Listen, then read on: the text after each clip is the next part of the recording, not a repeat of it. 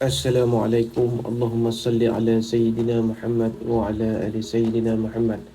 Hari ini Min bawa hampa ke satu lagi lokasi makam bersejarah yang terletak di dalam kampung Pulau Keramat, Pokok Senar, Kedah.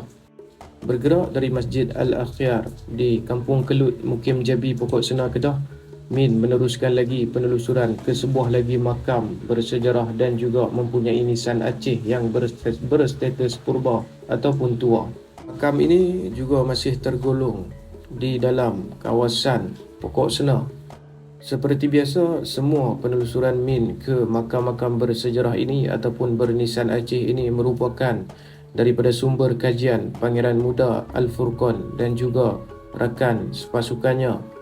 Min hanyalah orang yang bertindak sebagai media dan juga orang yang mencintai sejarah bangsa sendiri, merakamkan kembali makam-makam yang pernah dikaji dan juga pernah ditelusuri oleh Pangeran Muda Al-Furqan bersama pasukannya. Makam ini kedudukannya terletak betul-betul di hujung kampung Pulau Keramat dan gelaran yang diberi oleh penduduk kepada makam ini ialah Makam Tok Pulau Keramat. Ianya seolah dipayungi oleh pohon yang rimbun di sebelahnya. Assalamualaikum warahmatullahi wabarakatuh. Allahumma salli ala Sayyidina Muhammad wa ala ali Sayyidina Muhammad.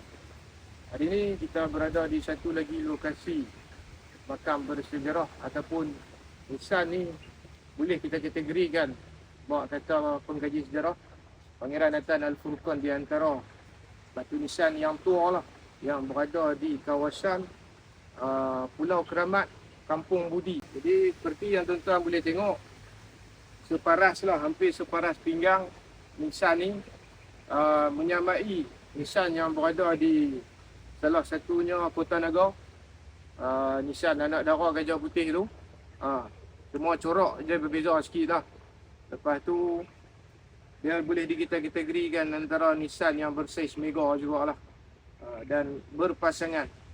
Yang sebelah dia tu agak unik, tuan-tuan boleh tengok corak dia. Dan sama juga nisan Aceh. Memang salah satu gelaran yang diberi oleh penduduk kampung kepada makam ni ialah gelaran dia Makam Tok Pulau Keramat. Sejauh mana kesahihan dia, siapakah pemilik sebenarnya makam ini, wallahu alam.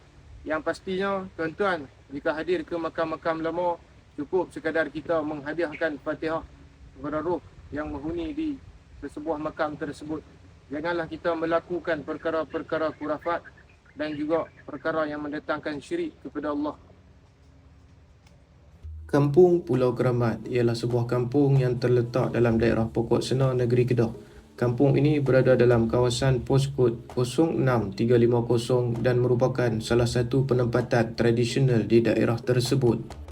Kampung ini berada kira-kira 17 km dari Bandar Alor dan termasuk dalam kawasan pertanian yang terkenal dengan sawah padi serta kebun-kebun tradisional.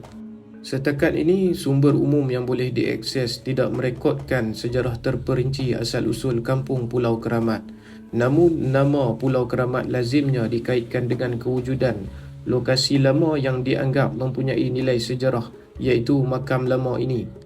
Daerah Pokok Senar sendiri merupakan daerah ke-12 negeri Kedah dan diisytiharkan pada tahun 2009. Kawasan ini mempunyai hubungan rapat dengan sejarah lama Kedah kerana berhampiran kawasan bersejarah seperti Bukit Pinang yang pernah menjadi pusat pemerintahan Kesultanan Kedah suatu ketika dahulu. Namun sejauh mana hubungan itu tidak dapatlah Min pastikan, melainkan memerlukan rujukan kepada para pengkaji yang telah mengkaji berkenaan kota-kota yang lama yang berada di dalam negeri Kedah.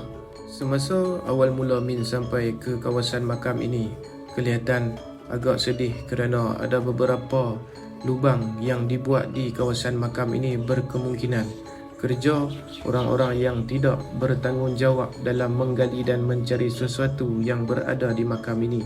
Ada juga beberapa makam yang Min pernah sampai dan banyak nisan tidak mempunyai pasangnya kerana dicuri oleh individu yang didakwa sering melakukan ritual-ritual untuk mendapatkan sesuatu keinginan. Apapun, sama-sama kita hadiahkan pahala bacaan Fatihah kepada roh yang menghuni kedua makam ini.